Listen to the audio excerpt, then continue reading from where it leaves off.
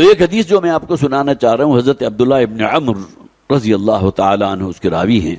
وہ فرماتے ہیں نبی اکرم صلی اللہ علیہ وسلم نے ارشاد فرمایا، یا ایھا الناس خذوا من الاعمال ما تطیقون، اے لوگو جو بھی تم نے نیک اعمال کیے ہیں، جتنی تمہارے اندر تطیقون، جتنی طاقت ہے،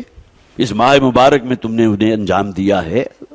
اور جذبہ یہ ہے کہ یہ بات کنٹینیو کرے گی سال کے بقیہ 11 مہینوں میں۔ فَإِنَّ اللَّهَ لَا يَمَلُّ حَتَّى تَمَلُّوا، اور اللہ تعالیٰ تمہیں اجر و ثواب دینے سے نہیں تھکتا جب تک کہ تم نیک اعمال کرنے سے نہیں تھکتے۔ بہت اہم بات، نیک عمل کیا اور اس کے بعد انسان مطمئن ہو گیا یہ نیکی تو مجھ سے در آئی ہے، اب ضرورت گویا کہ آگے نہیں ہے۔ نہیں، اللہ کا خزانہ بڑا وسیع ہے، اس سے کوئی تھکاوٹ نہیں ہوتی تمہارا اجر و ثواب میں اضافہ کرنے سے، یہاں تک کہ تم خود تھک جاؤ۔ وَإِنَّ أَحَبَّ الْأَعْمَالِ إِلَى اللَّهِ مَا دَامَ وَإِنْ قَلَّ، اور اللہ کے نزدیک سب سے زیادہ محبوب اعمال وہ ہیں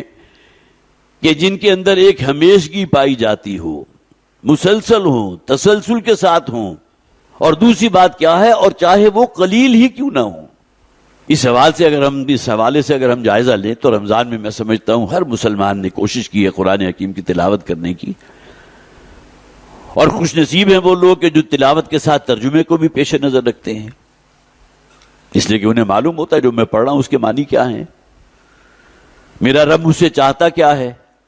کن باتوں کا میرا رب مجھے حکم دیتا ہے، کن سے روکتا ہے، کیا حرام ہے، کیا حلال ہے، کیا جائز ہے، کیا ناجائز ہے۔ یہ تو صرف اسی کو پتہ چلے گا نا جو قرآن کو پڑھتے ہوئے کم سے کم اس کا مفہوم اس پر واضح ہو رہا ہو، جسے قرآن کہتا ہے تذکر بالقرآن، قرآن حکیم کی جو اصل تعلیمات ہیں جس سے آپ نصیحت حاصل کر سکتے ہیں، کوئی لیسنز جو ہیں وہ آپ تک پہنچ سکتے ہیں، پیغام اخذ کر سکتے ہیں، وہ اس کی سطح پر تیر رہی ہیں۔ وَلَقَدْ يَسَّرْنَا الْقُرْآنَ لِلذِّكْرِ فَهَلْ مِن مُدَّكِرٍ، ہم نے قرآن حکیم کو یاد دہانی، نصیحت آموزی کے لیے بہت سال اور آسان کر دیا، تو ہے کوئی تم میں سے جو اس سے نصیحت حاصل کرے؟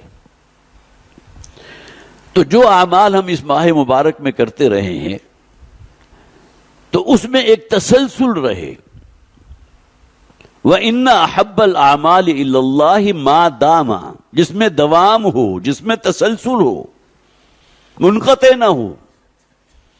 ایسا نہ ہو کہ رمضان گزر جائے تو معلوم ہوا جو نیکیوں کو اللہ نے توفیق دی تھی اس کو بھی بہت بڑا سٹاپ لگ گیا،